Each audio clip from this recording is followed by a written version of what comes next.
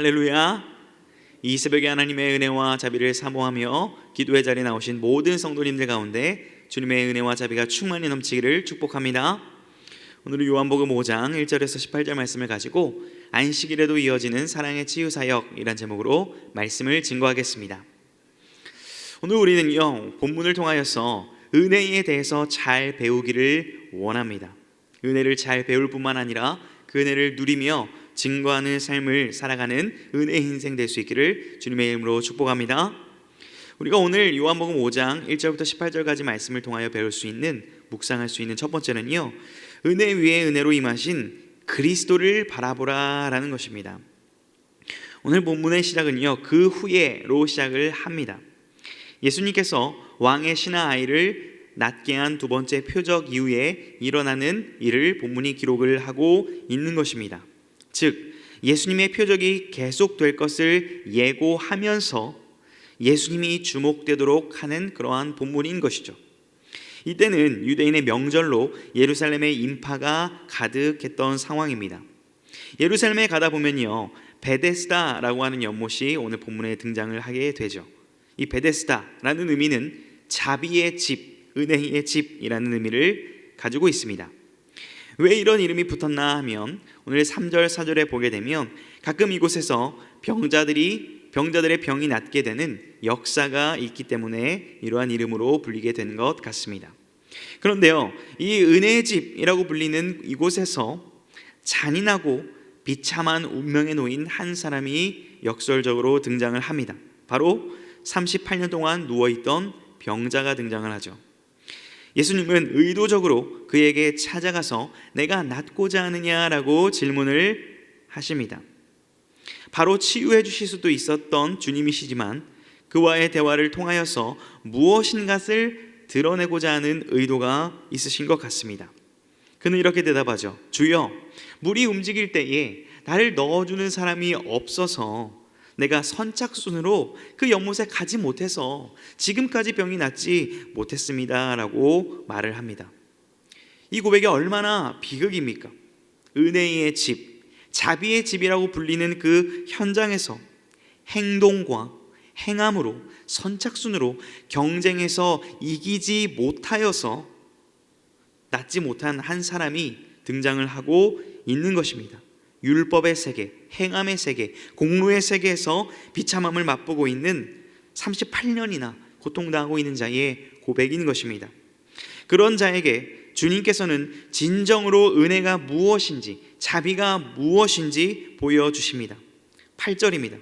예수께서 이르시되 일어나 내 자리를 들고 걸어가라 하시니, 여기서 걸어가라 라는 이 명령의 말씀은요, 현재 명령형으로 계속해서 걸어가라는 것을 의미합니다.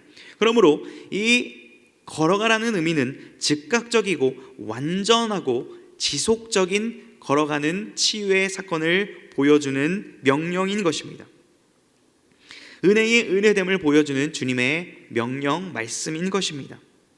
사랑하는 성도 여러분, 우리 또한 은혜를 받은 자, 구원받은 자라고 말을 하면서, 고백하면서 혹시 나의 힘으로, 나의 지혜로 꽤 오랜 기간 나의 문제들을 해결하려고 하지는 않았습니까? 그런 우리에게 오늘 주님께서는 말씀을 통하여 말씀하시는 것만 같습니다. 진정한 은혜와 자비를 경험하고 싶으냐? 그렇다면 너의 능력이 아닌 나의 능력으로 일어나 걸어라 한다라고 말씀하시는 것 같습니다. 오늘 주님께서 하시는 말씀에 힘입어서 우리 마음 가운데 주님이 베풀어 주신 은혜와 자비로 다시 한번 충만한 우리가 될 수 있기를 주님의 이름으로 축복합니다.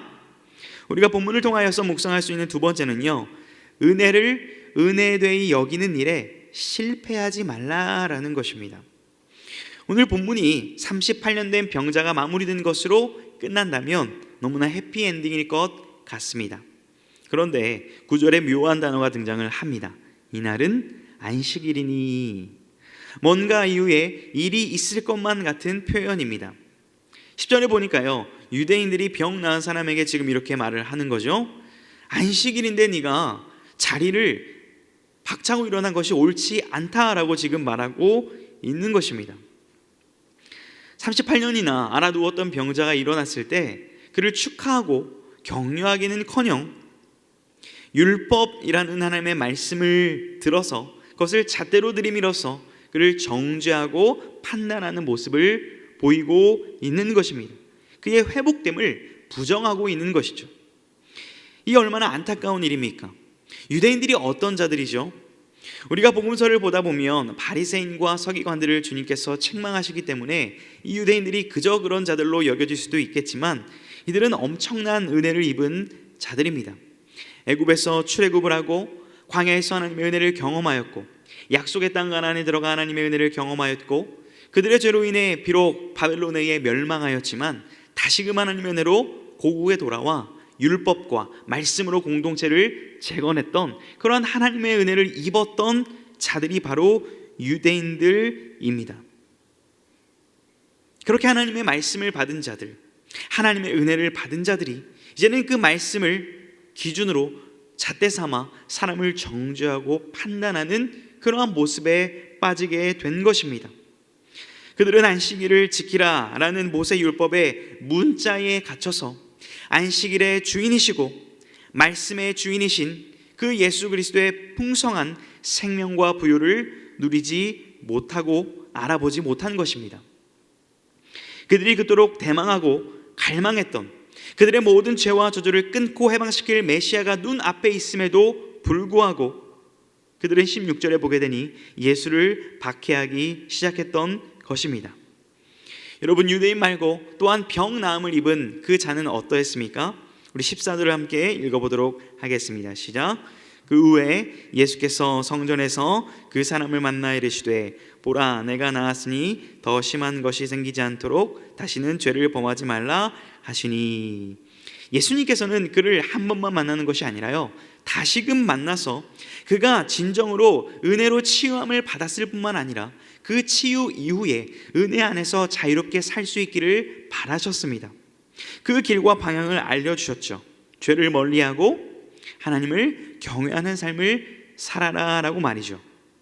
그런데요, 그는 자신의 병을 고쳐준, 자비를 베풀어 주신 예수님께 감사하거나 회개를 하기는커녕 은혜를 은혜되이 여기지 아니하고 사람의 권위와 인정을 받던 유대인들에게 가서 자신의 고친 일을 직고하며 자신의 신변과 안녕을 도모하는 모습을 보이고 있습니다.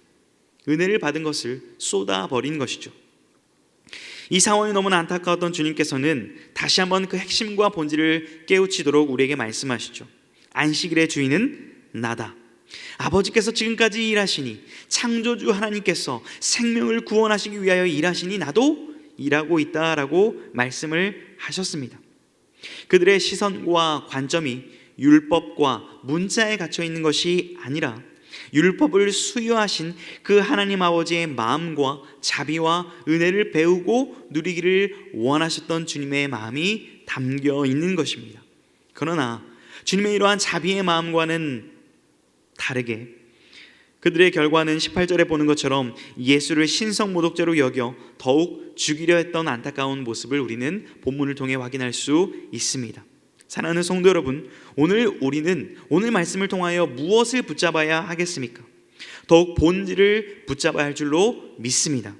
교회의 머리 되신 예수 그리스도, 우리의 호흡과 생명 되신 예수 그리스도, 예수 그리스도가 우리 안에 살아 숨쉬어야 될 줄로 믿으시기를 주님의 이름으로 축복합니다. 만약에 안식일의 주인인 그리스도는 온데간데 없고 안식일을 지키려 한다면요, 우리의 찬양의 이유가 되신 예수 그리스도는 온데간데 없고 우리가 형식과 의무로 찬양을 드리고 있다면요, 우리에게 은혜를 베풀어 주신 그 감사를 드려야 되는 그리스도는 사라지고 우리의 안녕과 우리의 유익만을 도모하고 있다면 우리는 은혜를 모르는 자요, 율법에 근거하여 신앙생활을 하는 자에 불과할 것입니다. 사랑하는 성도 여러분, 이미 우리 가운데 영광의 본체이시요 은혜 위에 은혜를 베풀어 주신 예수 그리스도로 말미암아 충만한 은혜가 우리 가운데 쏟아 부어진 줄로 믿으시기를 주님의 이름으로 축복합니다. 이제 그 은혜가 우리를 자유롭게 함을 우리는 인정하고 감사하며 그 은혜를 은혜되이 여기는 일에 힘써야 할 것입니다. 은혜를 율법화하거나 은혜를 나의 만족을 위해 사용해버리거나 그러한 우를 범해서는 안 될 것입니다. 우리가 하나님의 은혜로 구원을 받았다면, 우리가 봉사하는 것도, 우리가 기도하는 것도, 우리가 살아가는 것도 은혜로 감당해야 될 줄로 믿습니다. 나의 힘, 나의 지혜, 사람의 능력으로 감당하는 것이 아니라 오직 우리 주 예수 그리스도의 자비와 은혜로 모든 일을 감당하는 모든 성도님들의 삶이 되시기를 주님의 이름으로 축복합니다. 기도하겠습니다. 사랑하는 독생자 주 예수 그리스도를 이 땅에 보내시어 죄인들을 구원하신 아버지 하나님, 오늘 말씀을 통하여 진정으로 우리가 다시금 자비와 은혜를 입은 자들임을 확인케 하시니 감사와 찬양을 드립니다. 우리가 살아가는 경쟁, 비교, 공로의 세상에서 우리를 건져주시고 오직 은혜와 자비로 살아갈 길을 가르쳐주니 감사를 드립니다. 하오나 우리가 은혜로 구원받았으나 나의 힘, 나의 능력으로 신앙생활하려 했던 우리를 범했다면 우리를 불쌍히 여겨 주시옵소서. 우리 가운데 베풀어 주신 은혜 안에서 자유를 누리게 하시고 감격과 기쁨 가운데 주님을 닮아가는 참 신앙생활을 하게 하여 주시옵소서. 주님의 은혜와 자비가 우리의 가정과 교회, 이 나라와 민족 가운데 흘러넘치기를 원합니다. 갈등과 분열, 혼란이 가득한 이 세대 가운데 오직 주의 자비와 긍휼로 다스려 주시옵소서. 다시금 은혜로 솟게 되고 회복되게 하여 주시옵소서. 예수님의 이름으로 기도합니다. 아멘.